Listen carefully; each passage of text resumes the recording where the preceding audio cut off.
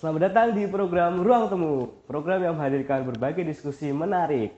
Oh ya teman-teman, aku punya slogan nih. Kalau aku bilang Ruang Temu, kalian jawabnya dari perbincangan menuju pemahaman. Siap teman-teman? Ruang Temu.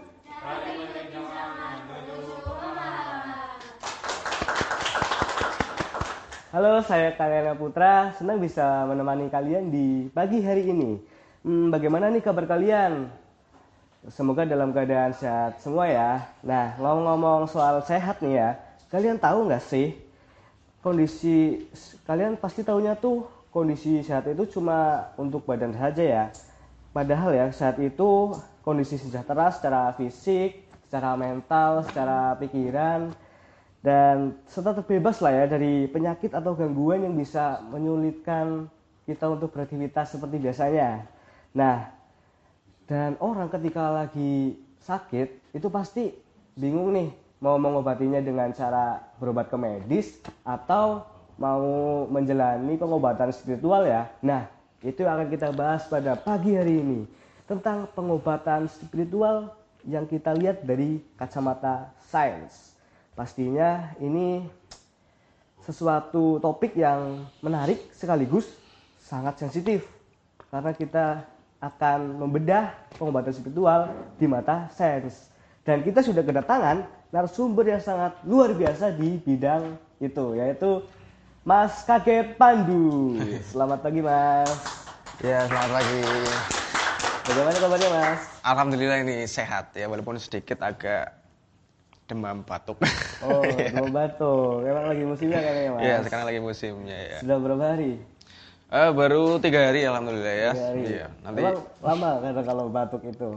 biasanya kalau batuk itu kalau saya maksimal 1 minggu udah sembuh dengan sendirinya sih. Iya, 1 minggu itu iya rata-rata emang segitu ya.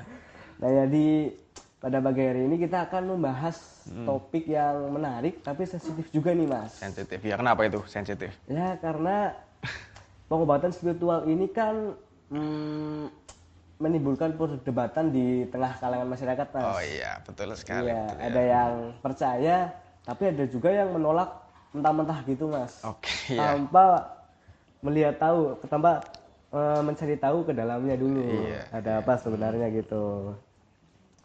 Nah, zaman sekarang kan zamannya udah canggih ya Mas. Iya, Mau betul. cek kesehatan, alat medis sudah luar biasa. Sekarang mau tanya-tanya tentang kesehatan gitu, tinggal video call bisa ke dokter. Nah, untuk cari-cari tahu obat juga bisa di Google. Banyak sekali. Banyak Iya. sekali. Sekarang internet sudah canggih. Tapi ya Mas, sekarang tuh ada ini fenomena baru, Gimana itu? yaitu orang kalau belum tahu penyakitnya apa, Iya. tapi dia dulu udah didiagnosa dulu sama Google. Google ya. Iya, Ini. betul. Jadi ceknya sih penyakit yang biasa-biasa aja, tapi 10 menit kemudian nanti didiagnosa oleh Google penyakit yang Beda langka. lagi ya. Iya. Misal sakit batuk, tanya ke Google, didiagnosanya Aneh-aneh biasanya. iya aneh. Seperti apa tuh Mas? Nah, biasanya kalau penyakit itu memang harus dilihat dari diagnosa dulu. Nah, yang bisa mendiagnosa itu adalah dokter. Jadi artinya kalau misalkan kita punya gejala penyakit, tapi kita searching aja di Google, artinya itu tidak mendasar. Jadi tidak bisa dijadikan rekomendasi pengobatan. Jadi alternatifnya yang paling dasar adalah kita harus ke dokter seperti itu. Tadi ke dokter dulu ya Mas. Iya. Betul. Jadi Google tuh nggak bisa jadi patokan. Oh, nggak bisa. Nggak bisa. Nah, ini ya Mas, menurut Mas Pandu, apakah pengobatan obat tradisional dan spiritual ini masih relevan digunakan di masyarakat saat ini, Mas? Oke, ini pertanyaan yang sangat bagus ya. Nah, berangkat dari pengobatan tradisional ya, itu memang kita itu identik sekali dengan, apalagi masyarakat Jawa ya. Jawa seperti saya ini kelihatan dari bajunya kan orang Jawa ya. Mas Jawa. Mas Jawa. Jawa. Jadi sejarah kita mengatakan bahwa sejak zaman nenek moyang dulu itu pengobatan tradisional sudah banyak digunakan. Nah, terbukti dengan adanya relief ya. Mas ini pasti pernah main ke Borobudur. Iya, pernah ya. pernah. Nah, kalau di Borobudur itu ada relief yang namanya relief Karma Wibangga. Karma Wibangga. Iya, karma wibangga itu adalah menggambarkan bahwa orang nenek moyang kita zaman dahulu itu sudah menggunakan obat tradisional sebagai pengobatan. Nah, baik secara spiritual maupun secara sains seperti itu. Tapi memang sekarang itu masih banyak yang mempercayai bahwa perpaduan antara pengobatan dan spiritual itu masih banyak digunakan. Nah, padahal kalau dilihat dari kacamata sains itu memang kadang-kadang tidak logis. Nah, kan kalau misalkan pengobatan sains itu memang pertama harus logis. Ya, logis ya. Setelah logis harus ada hipotesa atau jawaban sementara. Nah, terus yang ketiga itu harus ada validasi ataupun penelitian-penelitian yang dilakukan. Nah, itu baru bisa medis bisa dikatakan lebih terpercaya ketika sudah ada penelitian. Nah, kalau orang zaman dahulu itu hanya bukan berarti kita tidak percaya, tapi memang kalau pengobatan zaman dahulu itu masih turun temurun, artinya dari nenek moyang ke generasi sekarang. Nah, itu memang kalau sekarang kurang relevan sih kalau menurut saya seperti itu. Kalau sekarang jadi kurang relevan ya, Mas. Nah, Mas, kalau dilihat dari sudut pandang saya sendiri ya, Mas, bagaimana sebenarnya pengobatan spiritual itu dilihat? Oke, jadi kalau pengobatan spiritual kalau dilihat dari kacamata sains itu memang kurang mendasar. Gitu. Contoh nih, kalau orang zaman dahulu, Mas, kalian ini pernah merasakan kalau istilah orang dahulu itu gondongan? Pernah nggak yang bagian sini? Oh, yang gede. Iya gede ya. Nah itu salah satu contoh. Kalau orang zaman dahulu itu pasti berobat ke kami tua. Iya kami tua itu orang yang mempunyai kalau ini ya istilahnya itu orang yang mempunyai kelebihan khusus di masyarakat desa biasanya seperti itu. Nah oleh kami tua itu dulu hanya diolesi dengan serbuk putih lah. Kalau orang desa menyebutnya itu gamping. Iya, gamping di sini bagian sini ya. Nah, itu kenapa? Nah, setelah dilihat dipelajari, nah, ternyata memang yang namanya penyakit gondongan itu disebabkan oleh virus. Nah, virus itu namanya virus parotis ya. Nah, parotis itu akan sembuh dengan sendirinya. Oh, sembuh dengan sendirinya. Iya, 3-10 hari. Nah, berarti kalau tidak diobatin sembuh. Sembuh sendiri. Nah, artinya ya kalau zaman dulu ya, cuma diolesin gini supaya orang itu ataupun anak itu, ya biasanya kan anak-anak yang terkena itu penyakit itu. Itu suruh istirahat aja udah sembuh. Jadi biar anak itu nggak keluar rumah. Nah, biar fokus istirahat, konsentrasinya istirahat. Jadi selama 3-10 hari sembuh dengan sendirinya. Biasanya seperti itu. Berarti itu yang paling sederhana. Sama. Iya. Nah, teman-teman, perbincangan kita tentang pengobatan spiritual ini memang sangat menarik. Setelah ini kita akan membahasnya lebih dalam lagi nih. Tetap di ruang temu ya, dari perbincangan menuju pemahaman.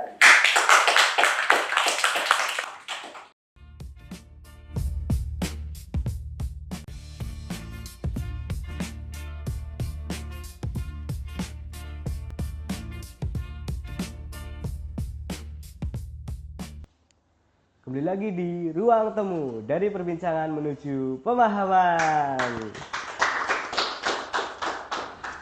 Di segmen sebelumnya kita membahas pengobatan spiritual tradisional itu memang masih banyak digunakan di masyarakat pada saat ini ya. Faktor budaya juga yaitu sebagai kepercayaan serta warisan dari generasi sebelumnya ya, dari nenek moyang kita itu memang berpengaruh untuk pengobatan spiritual. Kenapa masih banyak digunakan pada saat ini? Setiap metode pengobatan tentu perlu dilihat lagi agar manfaat dan kenyamanannya dapat dipastikan. Nah, nih Mas, bagaimana seharusnya sikap kita terhadap masyarakat yang menggunakan pendekatan spiritual ini sebagai metode pengobatan? Oke. Jadi ini dulu ya, saya bercerita dulu. Jadi biasanya kalau orang sudah hampir putus asa ya, orang mempunyai penyakit tapi hampir putus asa, biasanya itu cari alternatif lain.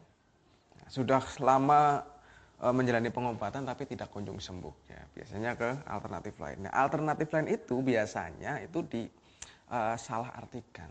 Nah, ada yang menyebutnya pengobatan spiritual ya, biasanya menggunakan sentuhan-sentuhan magic ataupun menggunakan doa-doa yang sekiranya bisa menyembuhkan seperti itu ya. Tetapi memang saya pikir hal-hal demikian ya, tidak ada salahnya. Ya, tetapi kalau dilihat dari kacamata sains, memang yang namanya penyakit itu pasti ada obatnya. Tuhan membuat penyakit itu pasti ada obatnya. Iya, pasti. Nah, terus apa namanya, kalau dilihat dari sains itu memang kurang cocok ya. Nah, kalau sains itu kan harus ada bukti secara ilmiah. Nah, kalau spiritual itu kan tidak bisa di di logika ataupun dicerna dengan secara ilmiah, nggak bisa gitu. Jadi memang yang harus kita lakukan yaitu yang terpercaya aja, bisa menggunakan teknologi ataupun menggunakan tenaga medis yang sudah berkompeten di bidangnya. Saya pikir seperti itu. Begitu ya Mas, karena ya jujur aja masyarakat itu posisinya serba salah. Serba salah ya. Iya, kalau ikut ini medis dibilangnya kurang percaya sama spiritual. Iya. Kalau ikut yang tradisi dibilangnya nggak ilmiah. Iya betul. Jadi sebenarnya kita nih sebagai masyarakat itu menyikapi orang yang percaya ke spiritual ini gimana Mas? Cara kita menyikapinya? Ya, kalau saya tidak begitu percaya dengan hal demikian. Ya, biasanya itu ada yang disalahartikan. Biasanya itu ujung-ujungnya adalah ini, ya, uang. Otomatis kalau orang sudah putus asa, disuruh ngapain aja itu nurut, yang penting sembuh. Nah, disitulah logika kita berbicara. Ya, saya bilang tadi bahwa yang pertama harus logis, terus hipotesis. Nah, setelah itu harus validasi.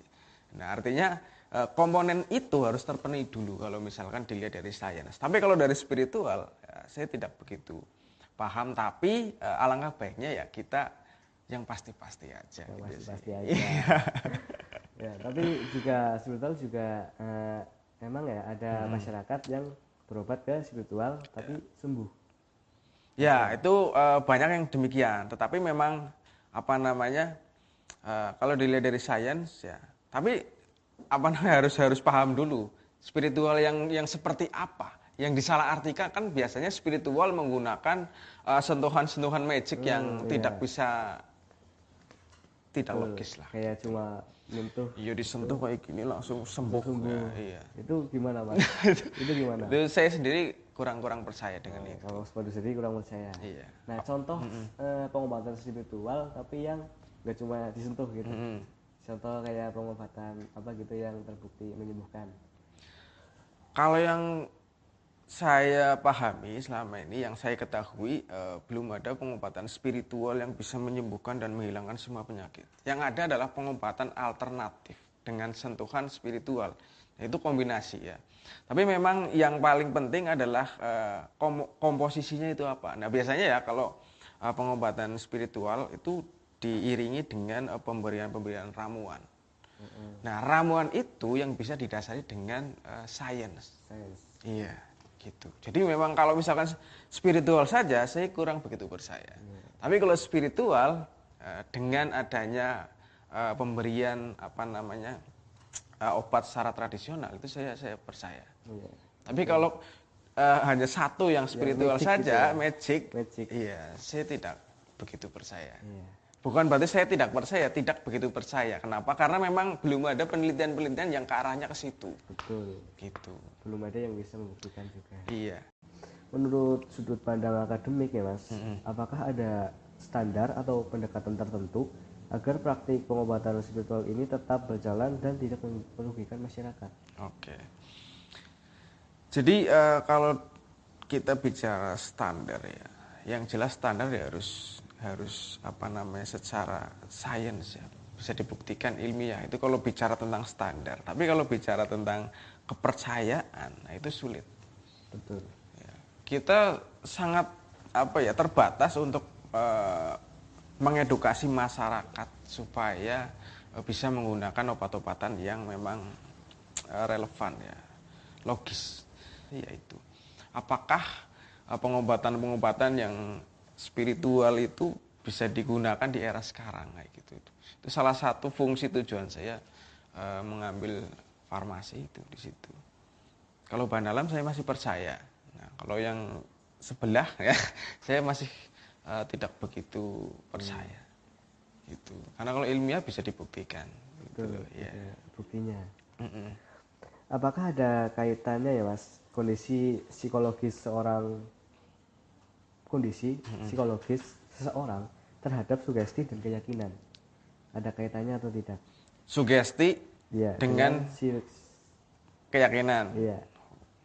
Yang jelas saya pikir kalau misalkan sugesti ya ada, otomatis orang kalau sudah sakit itu pengennya pasti sugestinya yang harus ditanamkan adalah sugesti yang positif, semangat dan sembuh, semangat sembuh, semangat sembuh kayak gitu. Tapi biasanya kalau orang lagi sakit, orang yang di sekelilingnya itu jadi dokter semua. Nah di situ yang kadang-kadang bisa mengakibatkan respon negatif yang larinya malah ke hal-hal yang merugikan gitu. Jadi seperti itu. Sugesti oke, kalau yang positif dan logis. Iya. Tapi kalau misalkan yang spiritual tapi yang nggak logis, ya saya pikir janganlah. Gitu. Berarti spiritual ini ada yang logis dan ada yang tidak ya Mas? Iya, ada yang logis ada yang tidak, tapi kebanyakan yang kurang logis. Bukan tidak logis, kurang logis. Gitu. Ini Mas, perbedaan sembuh antara efek penyembuhan secara medis dan spiritual itu bedanya apa? Oke, kalau secara medis yang jelas harus ada pengecekan secara lab, laboratorium ataupun pengecekan. Misalkan nih kalau hipertensi, ya, darah tinggi ya, itu kan harus dicek dulu. Tekanan darahnya berapa gitu. Misalkan kalau penyakit lain ya, kanker itu harus ada dicek dulu di lab. Ini sel kankernya itu masih ada apa enggak gitu. Tapi kalau secara apa tadi? Spiritual, ya kan nggak bisa dibuktikan. Artinya ketika gejala itu sudah tidak sudah tidak ada, berarti bisa dikatakan sembuh. Tapi kalau dari medis kan kelihatan semua di situ. Gitu. Berarti bisa orang sakit terus berobat ke spiritual, Iya. dan ternyata sembuh. Iya. Itu berarti bukan berarti yang nyembuhin itu pengobatan spiritualnya. Iya, tapi memang ada campur tangan dari Yang Maha Kuasa. Iya. Yang jelas itu ya. Kayak yang ini yang Iya, ini tadi kan itu. dibiarin juga sembuh. Sembuh ya. Iya, dibiarin juga sembuh. Kalau sains itu continue terus, ada perkembangan terus sampai sekarang bisa dibuktikan dan masih banyak teka-teki yang perlu kita pecahkan kayak gitu. Itu Masih kalau banyak yang harus iya, didiskusikan. banyak gitu. Berarti sains itu luas. Ya luas, ya, ilmu pengetahuan intinya luas dan terus menerus. Nah, itu dia teman-teman, pembahasan tentang pengobatan tradisional spiritual ini. Nah, kita akan membahas lebih lanjut ya setelah ini. Tetap di sini di Ruang Temu dari perbincangan menuju pemahaman.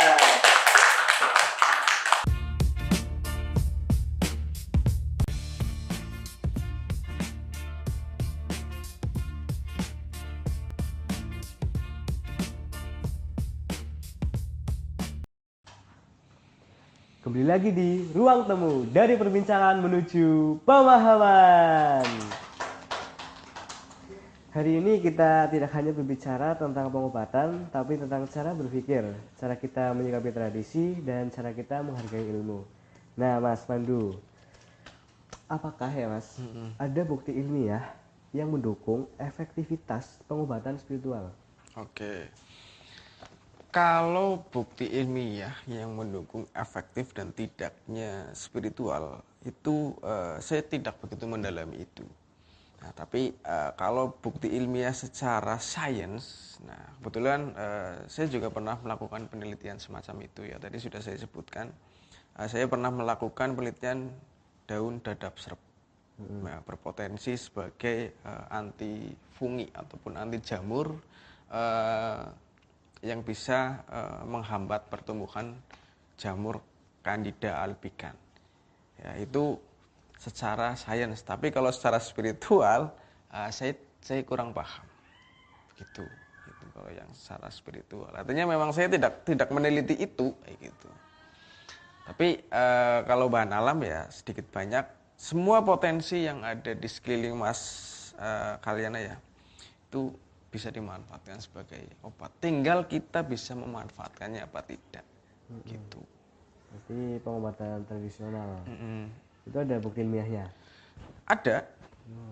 Bahan alam ya terutama itu tradisional. Jadi seperti jamu. Nah, jamu itu kan contoh obat tradisional. Jamu itu memang sangat bagus apabila dikonsumsi tidak berlebihan. Secukupnya itu kalau secara rutin efeknya bagus sekali buat kesehatan. Itu jamu dan itu sudah dibuktikan. Dan jamu itu sekarang menjadi warisan budaya tak benda yang dinobatkan oleh UNESCO ya. Kalau tidak salah itu tahun 2023. Nah, itu jamu asli Indonesia. Nah, itu. Sebagai penutup dari diskusi yang sangat menarik ini, apa saja kesan dan pesan yang ingin Mas Pandu sampaikan kepada masyarakat agar kita tetap terjaga, tetapi juga tidak kehilangan nilai budaya? Oke. Baik, untuk kesan dan pesannya, pesan saya kepada teman-teman ya, kepada masyarakat semuanya, bahwa sekarang di era modernisasi ini, yang paling utama adalah jangan sampai kita terjerumus ke dalam pengobatan-pengobatan yang tidak bisa ataupun tidak didasari dengan ilmiah. Nah, artinya pengobatan-pengobatan yang ujung-ujungnya adalah nanti bisa merugikan pasien itu. Nah, memang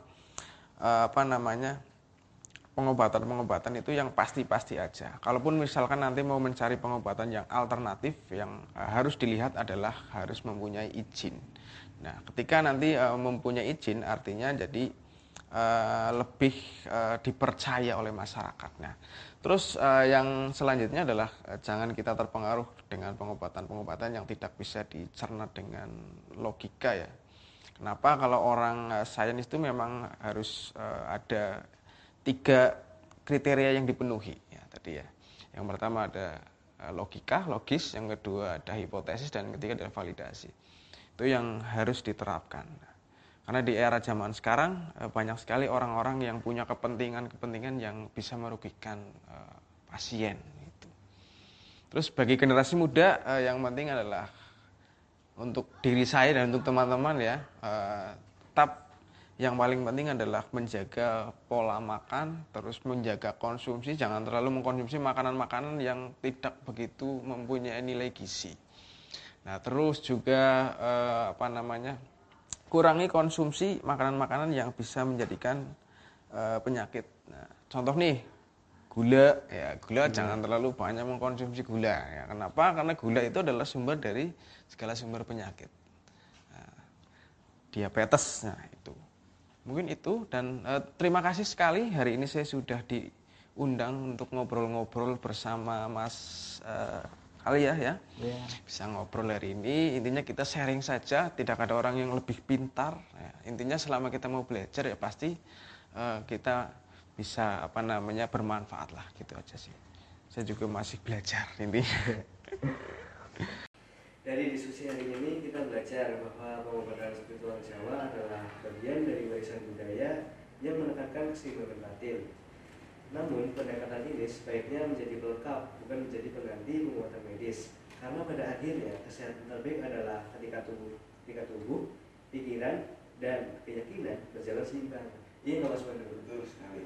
Nah, terima kasih kepada narasumber kita Mas Kakek Pandu yang sudah berbagi ilmu dan pengalaman yang sangat luar biasa, serta kepada penonton yang sudah sedia menyaksikan acara ini dari awal hingga akhir acara ini berjalan.